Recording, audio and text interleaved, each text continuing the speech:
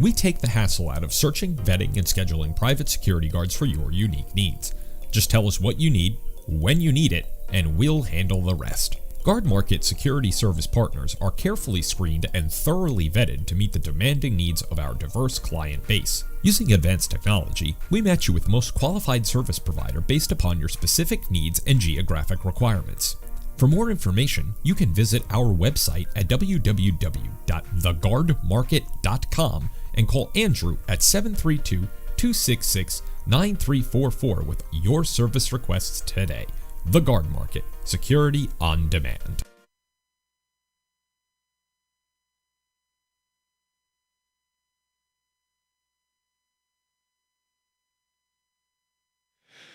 And a good evening, ladies and gentlemen. Welcome to Three Rivers Broadcasting. I'm Alex Fidrashevsky. For the next 55 minutes or so, I'll be with you for the corner kick.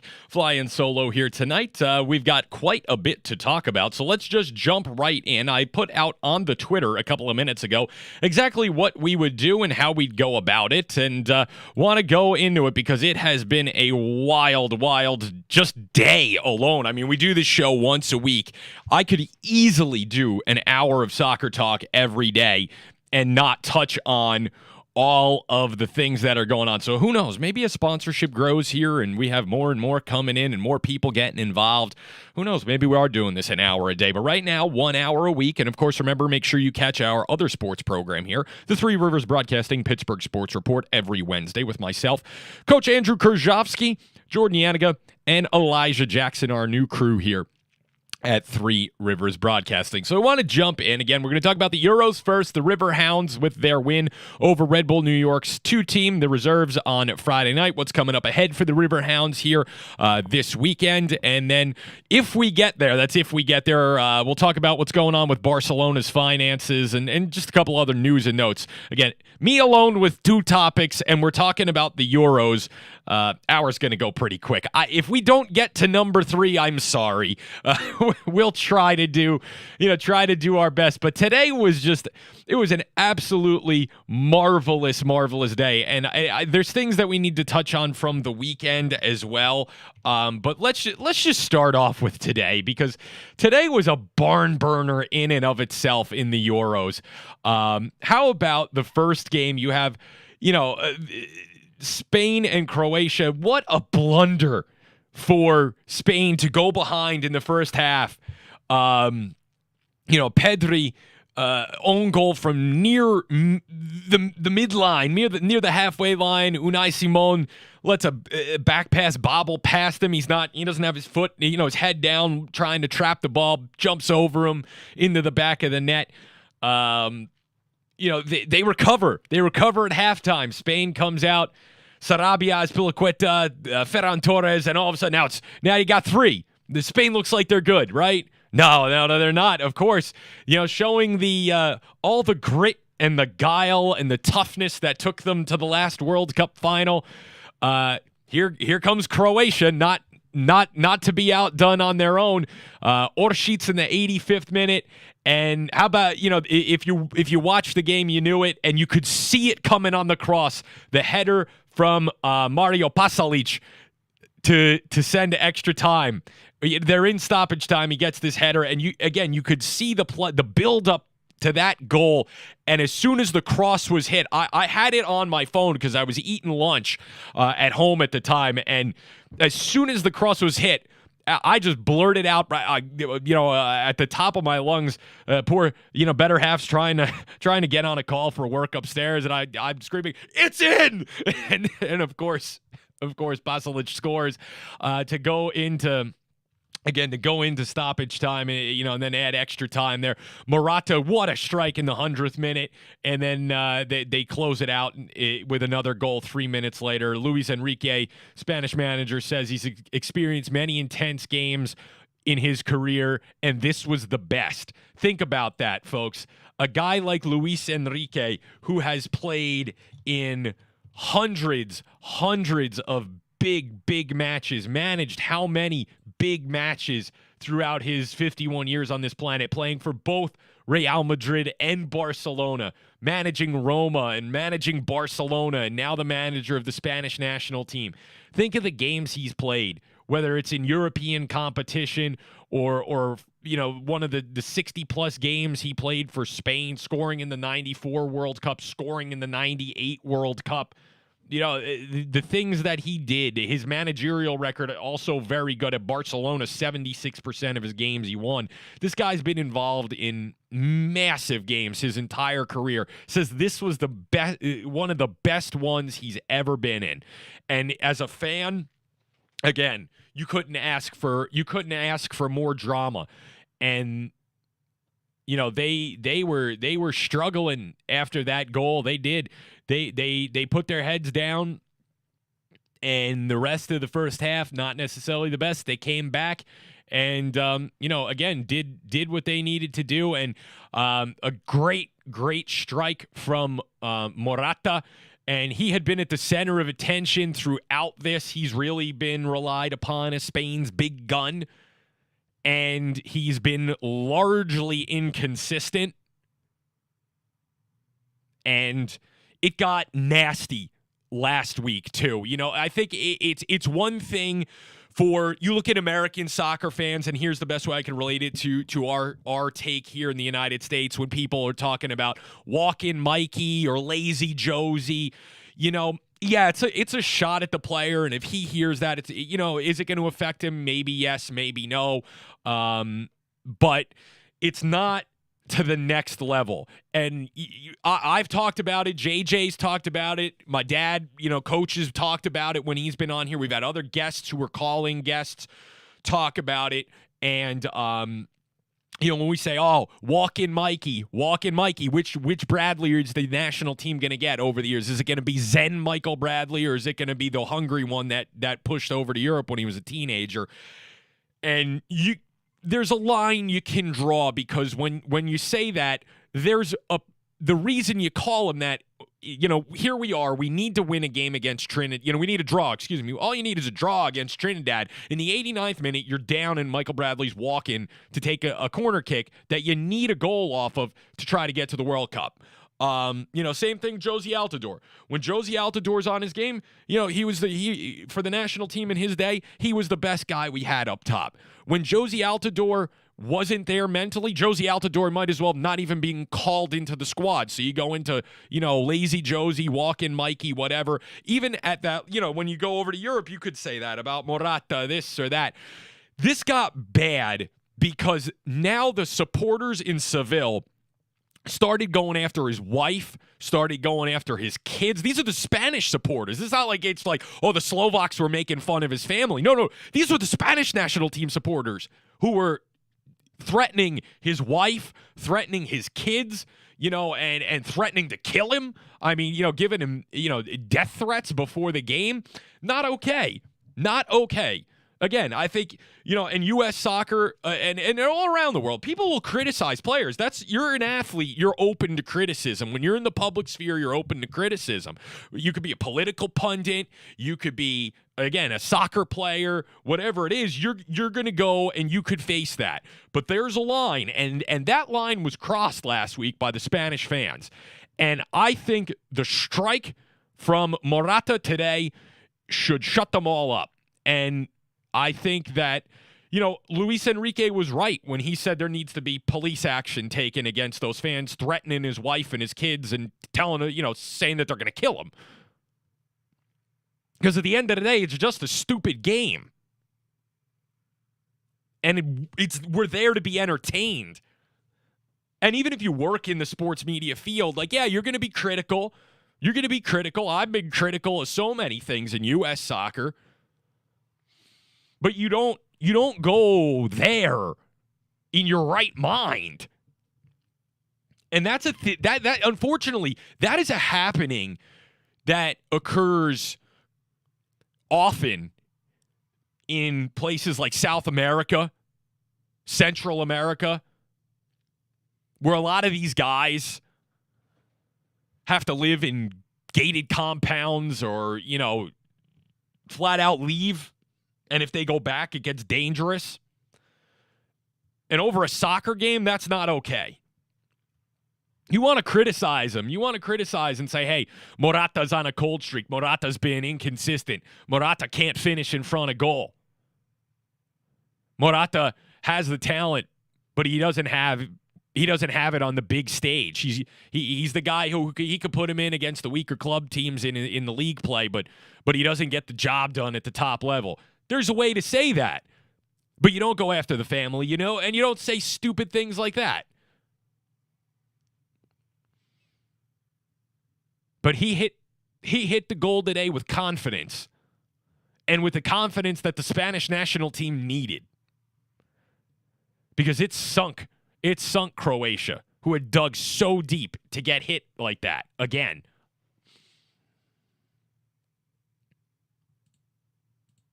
But it was a wonderful game to watch.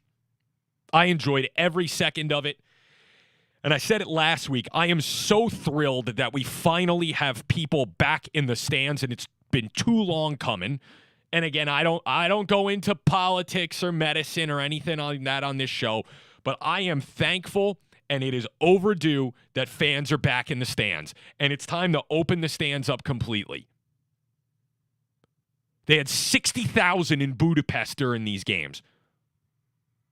And everybody's fine. It's time to open up the stands again, because sport isn't sport. And even a lot of the athletes had said this. Sport isn't sport without the supporters. Because when you score a goal in an empty stadium, it's just not the same as when that header went in today from Pasalic to tie the game. Or when Morata ripped the ball into the back of the net and the crowd went wild. That's half the sport.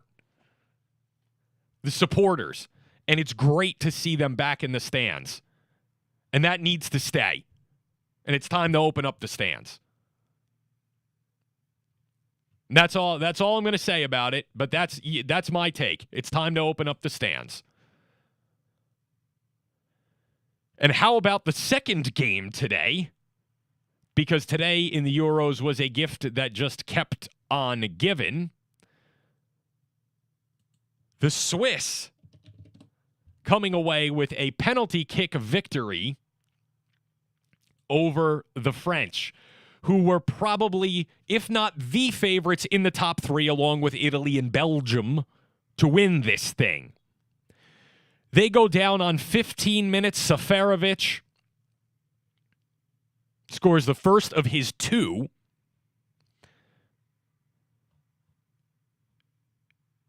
And at halftime, the Swiss are up 1-0 and have played well. They've played very well. There was a turning point. In the 55th minute, a penalty kick given to the Swiss national team after a video review on a foul, whether it was inside or outside the box, ends up in a PK. And Ricardo Rodriguez, the left back, with quite possibly one of the worst taken penalty kicks I have seen in a while. Everything that you as a young goalkeeper are taught, things that I was taught by Coach Dad, Coach Mulhern, who coached me in 4th, 5th grade, Mr. Carroll, God rest his soul, one of my best friend's fathers, who, without Mr. Carroll, I'm not sitting here today. There's a whole story around why Dennis Carroll is important in my life, but things that people like him, Mr. Jensen, Mr. Bergamo, all these guys who coached us or were around us as soccer people, as young kids, teach a young goalkeeper to look at body language. Players, the run-up with their hips, have they opened their foot too soon? There are little intricacies you are taught as a young goalkeeper to look for, so you know whether you're going to your left or your right during the run-up. And then you have a split second to make the reactionary move down the line. And with VAR these days, you also, as a keeper, things that you could get away with even when I was in school, or professionals obviously could get away with it. You could take that little step forward off the line to give you the extra push. You can't really do that anymore. But anyway, you're taught these little intricacies to look for in the run-up. And now, it could still be wrong, but more often than not, if a player starts, if you see the run-up start and these boxes start getting checked, and you're thinking this in tenths of a second, you know which way to go. Ricardo Rodriguez checked off every single box for Lloris. There was no question when he went to strike the ball where Hugo Lloris was going to dive. And it was the penalty kick that probably could have saved us all of the insanity that followed it. Clearly, from the way I'm speaking about this, if you didn't see the game, Rodriguez missed the penalty kick. Hit it right where Lloris was going to go because he telegraphed it. Poor run-up, opened his hips, opened his foot. Everything that you look for during the run-up and as you're making your step, there was no question. I watched halfway through the run-up. Again, I'm checking the boxes as if I was on the field. Like, oh, he's going to miss this. And lo and behold, he misses. Drops his head. And for the next 20 minutes, it was one-way traffic. Absolutely one-way traffic. So instead of potentially ending the match and putting it at 2-0 and forcing the French to go truly pedal to the floor to get back into it, now you're still 1-0 up. Your entire team's deflated. Rodriguez, I put out on Twitter a few minutes later, mentally, I said he's shot. At that point, you might as well have gotten him off the pitch because of the miss. He dropped his head, and he was down and done and dusted.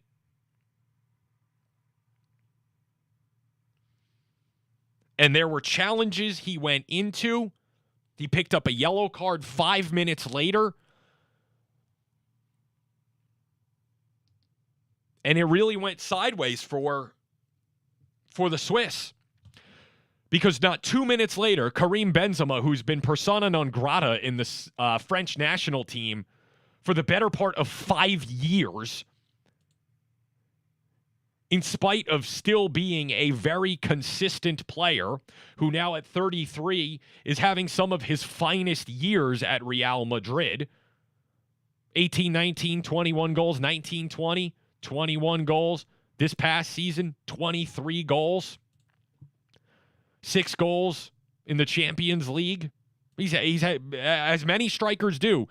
He's starting to get better as he ages, and he's still playing well. You know, there was a bad year here or there, but again, on the whole, he's hitting double digits, and now he's cracking 20. He might be one of the 5 best strikers in the world. They weren't calling him into the team.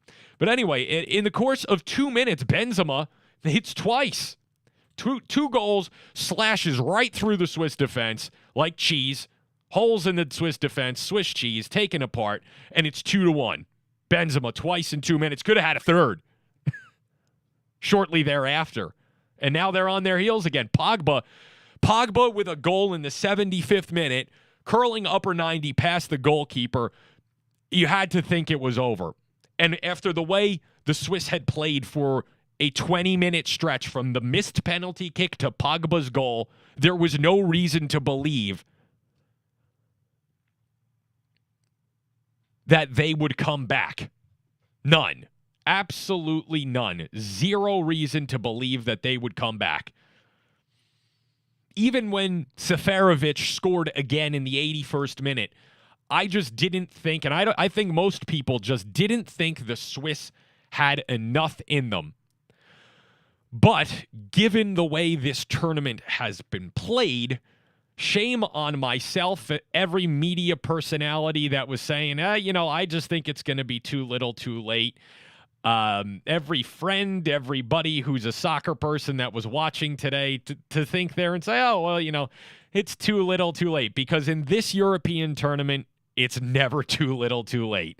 Gavranovic ties the game in the 90th minute, and the French heads drop. The Swiss gut it out for another 30 minutes to go to penalty kicks, and 5 for 5. They go 5 for 5 on penalty kicks, ice in the veins. And to the credit for the French team, Pogba, Giroud, Thuram, Kimpembe, they went 4 for 4. The first 9 penalty kicks that were taken were hit. And then the most unlikely person in the French side to miss a penalty kick with pressure on was Kylian Mbappe. Coming off just a masterful season for PSG with 27 goals in the season. Another 8 in European competition.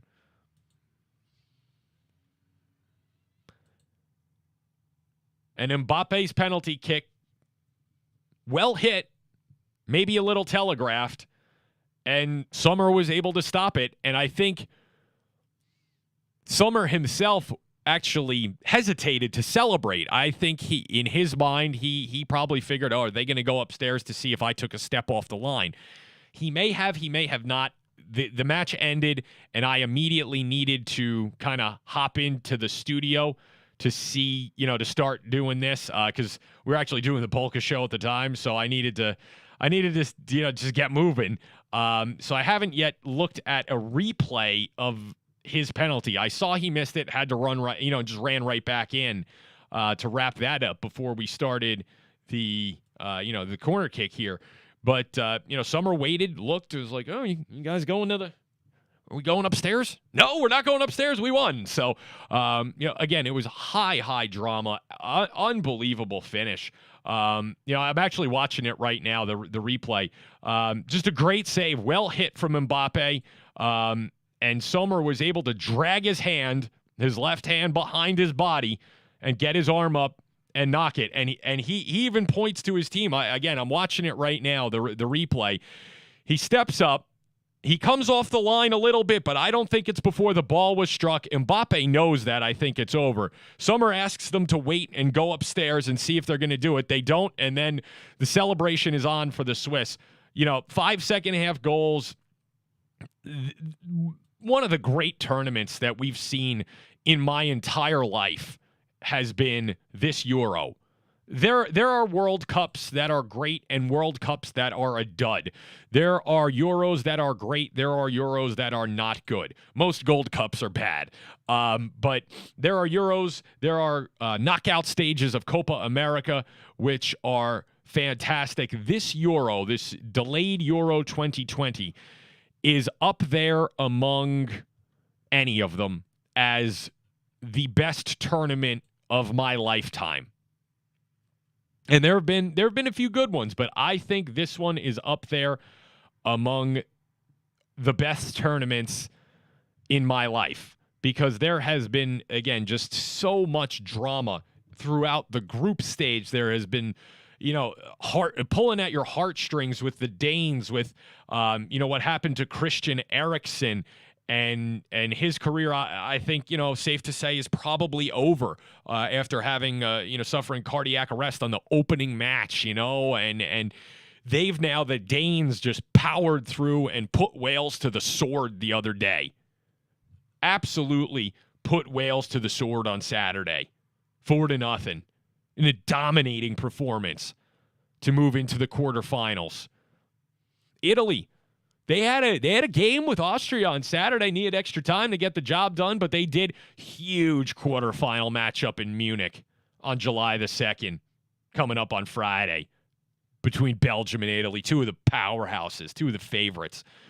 Should be a wide-open contest, really fun to watch. On the same day, you'll have the Swiss play Spain. I think everybody had penciled in Spain and France, or even possibly that Croatia could get there.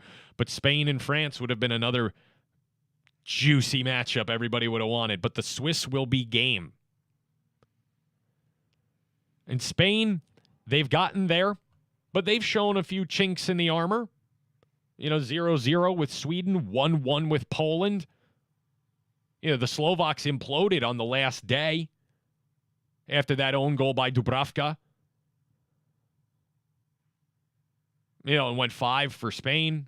But they've been, I don't want to say they've been super impressive, and they gutted it out today, though. Once you get to the knockout stages, that's what this is about. And again, credit to Morata. He helped bail them out. That's going to be a nice matchup. The Danes face the Czechs, who yesterday put on an absolute footballing clinic against the Netherlands. They were deserving of that game. They were composed. They were careful with possession. Far more clinical in the final third. The Dutch, 3 for 3 in the group stage. In, dare I say, a weak group. Austria, Ukraine, and North Macedonia. 3-2 against Ukraine. 2-0 over Austria and 3 over North Macedonia. I'm not surprised that the Dutch under Frank de Boer went out. More surprised how they went out. Thomas Hollish gave the Czechs the lead 68 minutes through. And Patrick Schick, who has been very good in this tournament, now with 4 goals, added the backbreaker in the 80th minute in front of 55,000 in Budapest. And the Czechs were better. They were dominant. And they deserved the game. They were the better team on the day. From the opening kick. And yes, the red card to De Ligt opened the door. And the Dutch really had to try to hunker in after that with only 10 men. But even with him on the field, they had but one good chance. That was it. One good chance the entire match. Otherwise, the Czechs controlled it. They committed tactical fouls where they needed to. They were patient on the ball.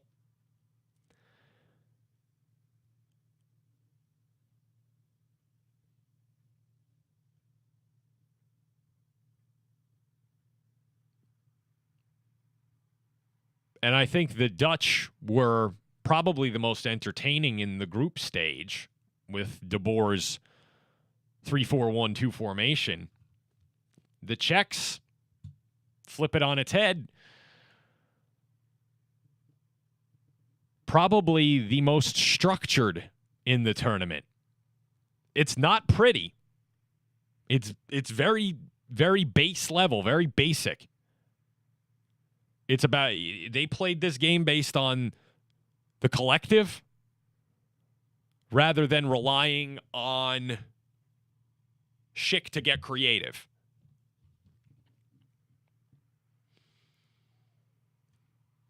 And again, I don't want to say it was a surprise result because the Dutch had some holes and they came through at the worst possible time.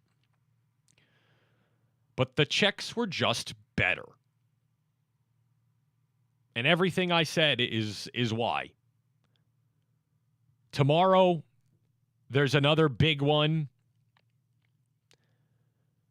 as England takes on their old friends, the Germans. Whole lot of history on and off the pitch in that match. That'll be at Wembley. And it should be a great match. Looking forward to it. And then Sweden takes on the Ukraine in Glasgow to follow that. The winners will meet in Rome on July the 3rd. And the English tabloids, as the English tabloids do with the English tabloids for the national team, have already laid out how it's an easy route to the final as long as we get past Germany first. So, as usual, the English press is looking a step ahead. Saying, hey, we've got an easy road to the final. We got a semi, the semis and the final are in London. We get to play in London now. We'll have to go to Rome. But, it's Sweden and Ukraine. We can take down them, and then it'll be either the Czech Republic or Denmark now. We can win those games. But all we have to do is beat the Germans first. That's all we got to do. Just got to beat the Germans. And maybe the Germans haven't been fantastic in this tournament. Their group stage was just okay. They lost to France 1-0. Beat Portugal and tied Hungary. Got their 4 points, got through. But I think the English press needs to be careful because the German team is still a bit dangerous. There's still enough talent going forward with players like Volland and Havertz and Werner and the rest of their crew to cause England some real problems, and they're still stingy in the back by and large.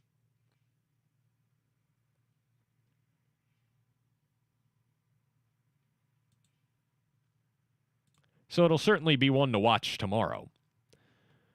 And as for Sweden and the Ukraine, got to watch Sweden in the group. I didn't see any of the Ukrainian group stage matches by my own admittance. I just timing didn't match up, or there was another game that I would, I'd watch instead at the same time. But Sweden, Sweden looked they looked all right to win the group, draw against Spain, beat Slovakia, and then were able to beat Poland, at the end. And they outplayed Poland the whole game in that 3-2 victory. The Lewandowski's 2 goals aside, he carried them on his back as best as he could. And I think without Milik, without Piontek, there were some injuries to the Polish side. It's not surprising to me that they went home. Again, no Milik, no Piontek, no Góralski, Retsa injured, Walukiewicz, all these guys who didn't even get named into the squad, or a player like maybe Grosicki who wasn't selected for the final squad, and others, Kapustka, Szymański from Dynamo Moscow. Could you have argued that he could have been in the squad over somebody else? Maybe, but.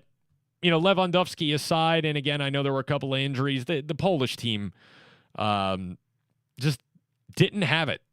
Szczesny had a few gaffes in the group stage. It just, it didn't work for them. And I said in order for Poland to advance, Lewandowski probably needed 4. And this was when I was talking about him being the best player in the world, when they were saying that, Conte should get the Ballon d'Or. Instead of the guy who just broke the Bundesliga single-season scoring records, been a goal-scoring machine for years, and you robbed him of it last year because you just didn't give it out.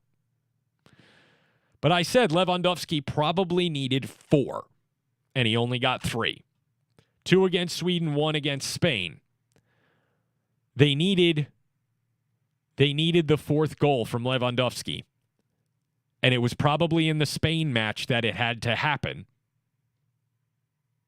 to get the victory.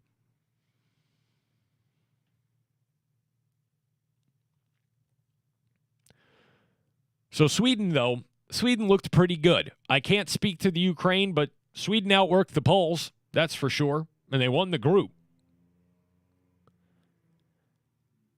And they'd certainly be a tough out. If they can advance past Ukraine, and if it is England, England shouldn't look past them because they've played very well in this tournament. Again, especially, I watched the Poland match. They look good. They looked very, very good.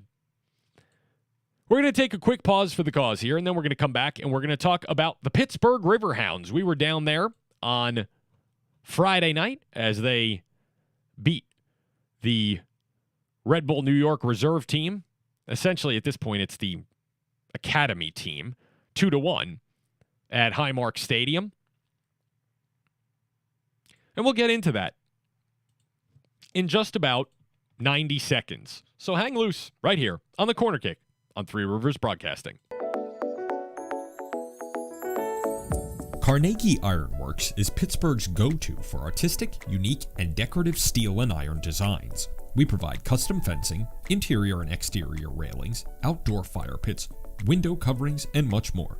If you can think of it, we can fabricate it. Find us on the web at www.carnegieiron.com. That's Carnegie Ironworks, for when you need it for 500 years.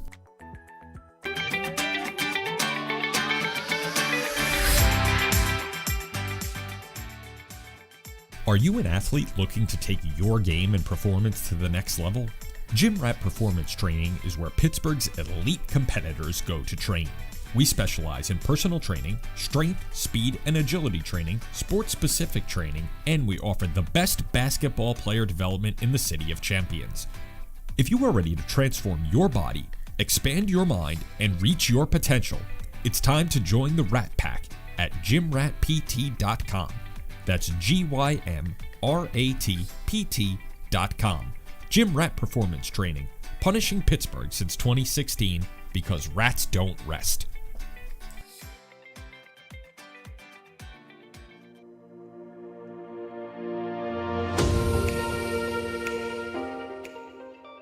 The Guard Market is a digital marketplace that provides customers with access to licensed security professionals on demand.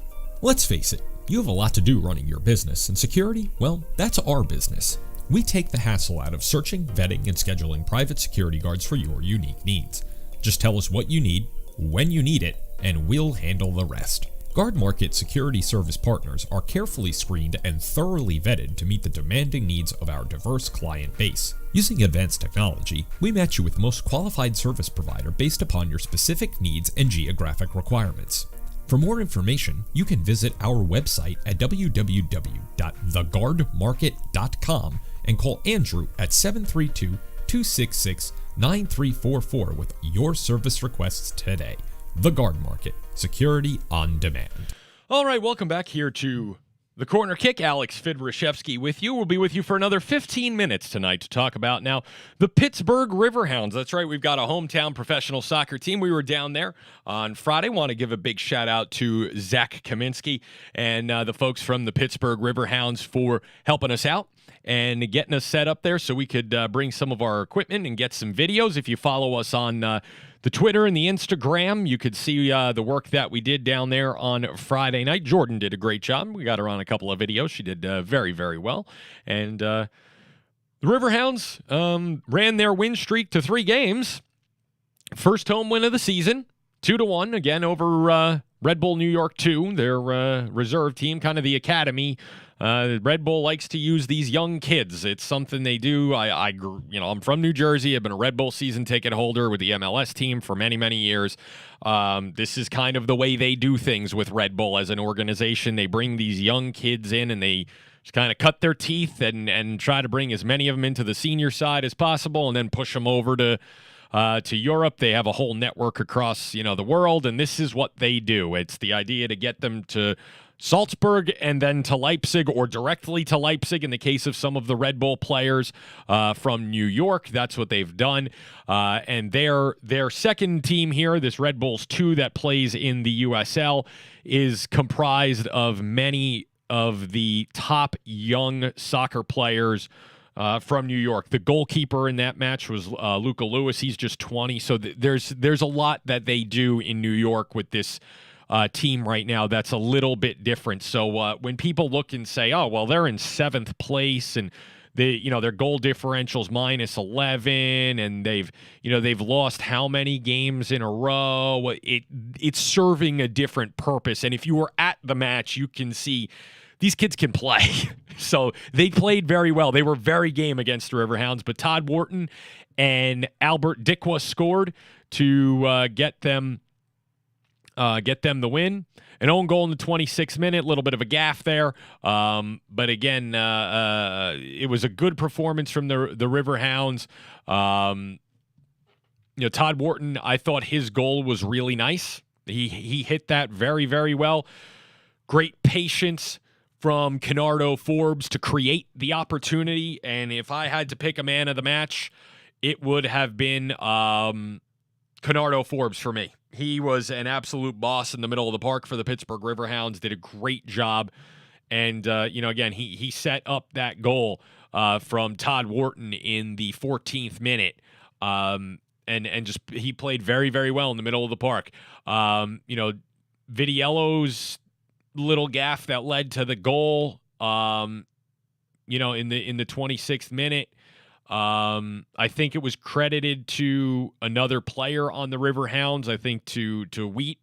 But he dropped it and couldn't handle the corner kick, and it caromed off of Wheat's foot. And in his defense, though, Vitiello then came up in the second half with 4 or 5 really big saves and more than made up for, dropping the corner kick. That made it 1-1, and then, again, the goal from Dikwa made it 2-1 at the half, and that's how it stayed.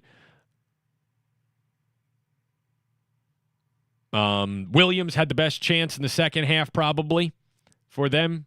Hit a hard volley. Lewis made a good save.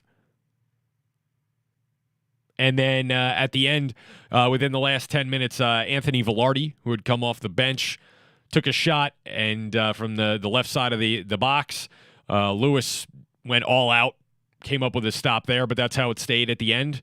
And it's a solid win for Pittsburgh, and it's another 3 points. They're now in second place, holding second, and their last 4 matches have been really good.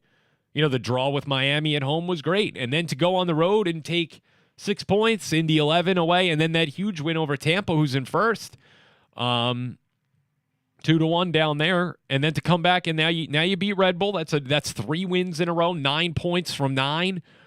And 9. You're talking 9 of 9, 10 out of the last 12. Bob Lilly's, I think, getting it figured out. And again, the start wasn't that good. 3-0 beaten down in Tampa to open the season. Draw against Hartford, lost to Charlotte. They were able to rebound after Red Bull and Loudoun, and since that point, they were able to beat the 2 reserve teams of Red Bull New York and DC United. Lost to Austin, but you could see the positive results starting to come. And this is, again, I've said it, it's kind of a trend with Bob Lilly sometimes. With the River Hounds, they start out a little rocky, and then everybody starts to get on the same page, and then they start reeling off points. In their last, 1, 2, 3, 4, 5, out of their last 7, there's only 1 match they didn't take points in, and they took full points in 5 of them. So they've turned that corner and did it very quickly.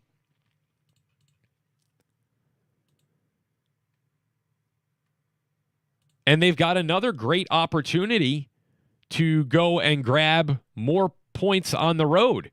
Coming up on Wednesday, they go down to Leesburg to take on Loudoun United, which is the DC United answer to what you see with Red Bull 2.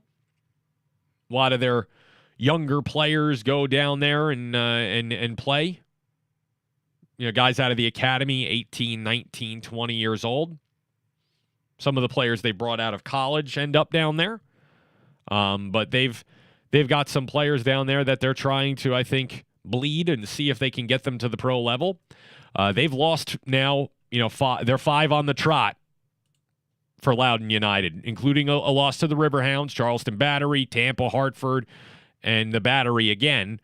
So again, 5 on the trot for Loudoun United. But again, that's, there's probably not too much pressure on their manager. The idea is to develop players. It's just like for John Volynets at Red Bull New York, for that reserve team, losing 7-0 to Hartford Athletic with a bunch of 17-year-olds. It's you're looking the other way as the management because the idea is to get them to the senior team. But for the River Hounds, midweek match and an opportunity to grab 3 and hold serve with the Tampa Bay Rowdies. and, keep themselves in that spot in second place. The Rowdies are off until the weekend. And they'll take on the Charleston Battery on, I believe, Saturday. No, Friday, excuse me. Friday, they'll take on the Charleston Battery. So it's possible that if the Battery can nick a result, that Pittsburgh could be within 1 point of first place. And then Pittsburgh could overtake them on Saturday. So if Pittsburgh can take maximum points at the midweek, at least for a couple of days, with a result against the Charlotte Independents on July the 3rd at Highmark Stadium, they could be right back where we're now used to them being. Because under Bob Lilly, I don't think it's even a question. It's now the expectation among River Hounds fans that a Bob Lilly coached River Hounds team is going to be in the top 2, maybe top 3 at the worst. And they've turned the corner, and with an opportunity to take 6, they could go 5 on the trot. And then all of a sudden, there you are in first place. They'll go to the Charleston Battery on July the 7th. I'll be on vacation in Charleston on July the 7th. I don't think going to that match will probably benefit me. I think I should skip that one. Sorry to the Pittsburgh River Hounds. We're on vacation. And I don't think leaving dinner to go to the match will go over too well at home. So, but again, the River Hounds are home this weekend against the Charlotte Independents, and if they can nick the full points off of Loudon, you get a result the other way. They're in first place if they can get by Charlotte and go 5 on the trot.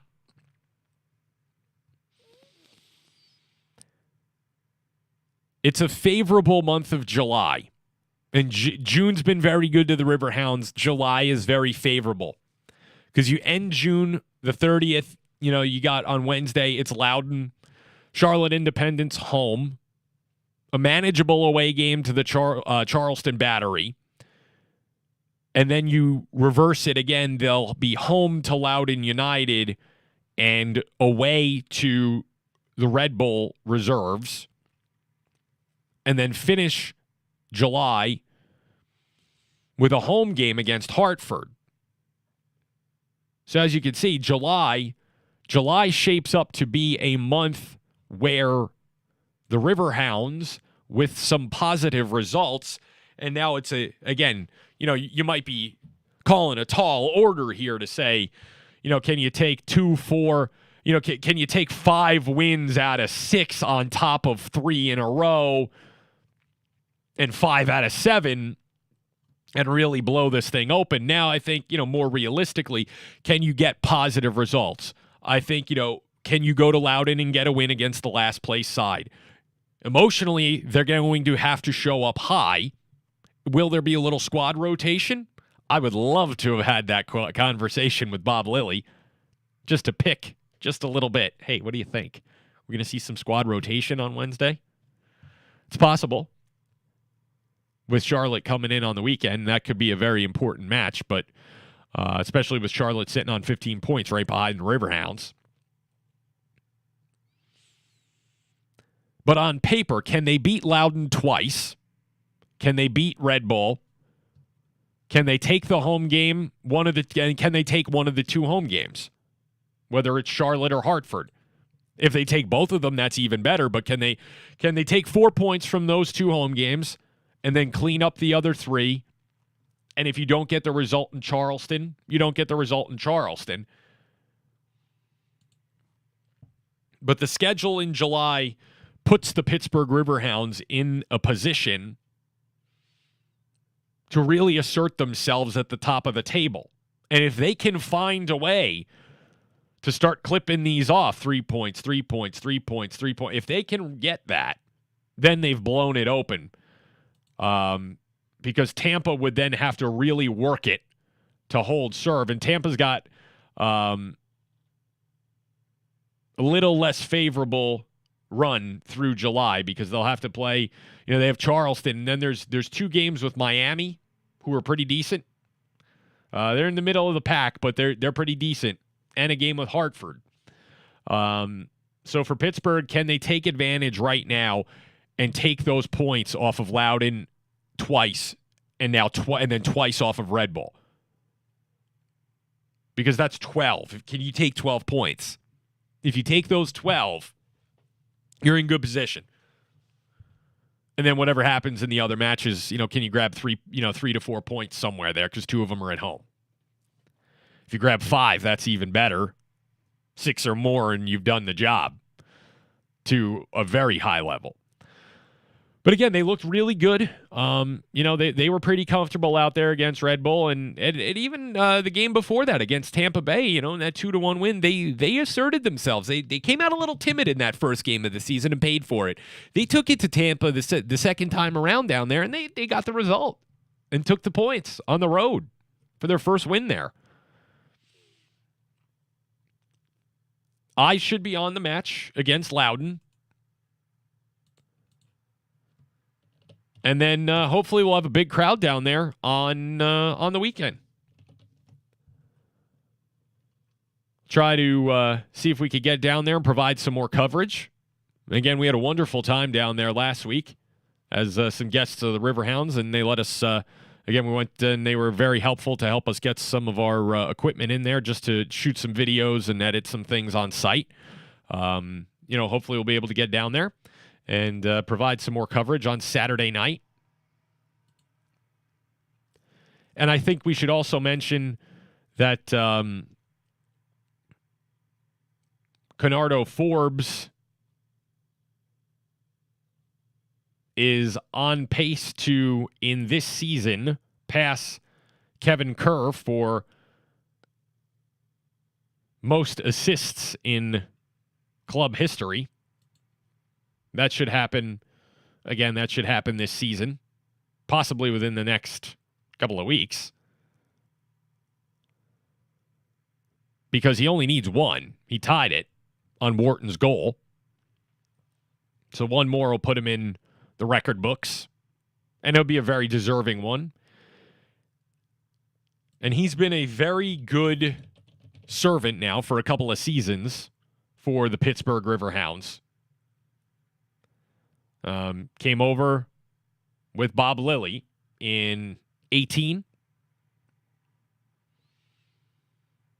And has been rock solid in the center of the park. I said this the other day. He'd be my man of the match from the last one, the win over Red Bull. And he's the veteran leader that I think the River Hounds can rely on. He's 33. He's, by far and away the most senior of the players. A couple of run-outs with the Jamaican national team.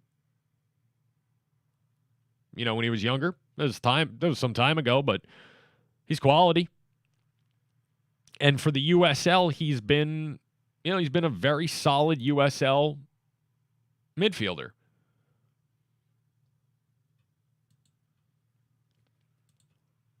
We're about out of time. Just got less than, 60 seconds to go on the program for tonight.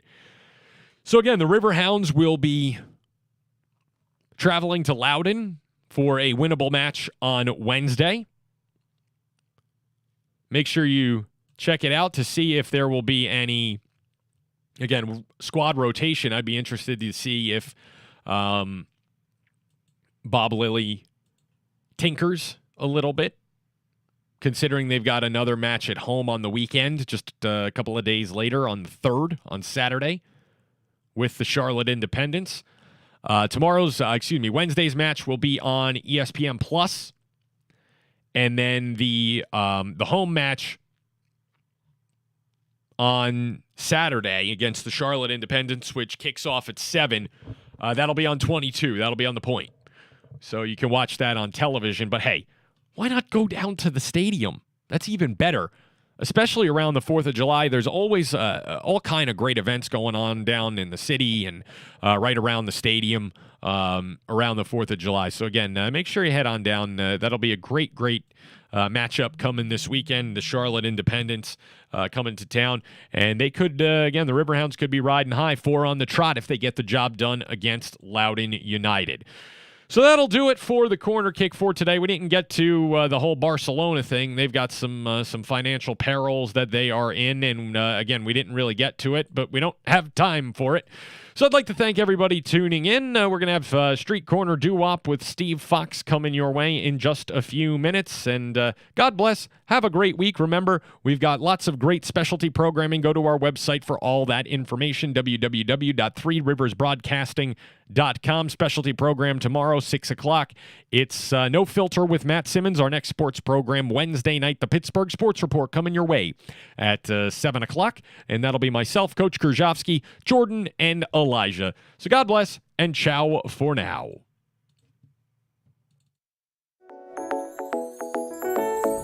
Carnegie is Pittsburgh's go-to for artistic, unique, and decorative steel and iron designs. We provide custom fencing, interior and exterior railings, outdoor fire pits, window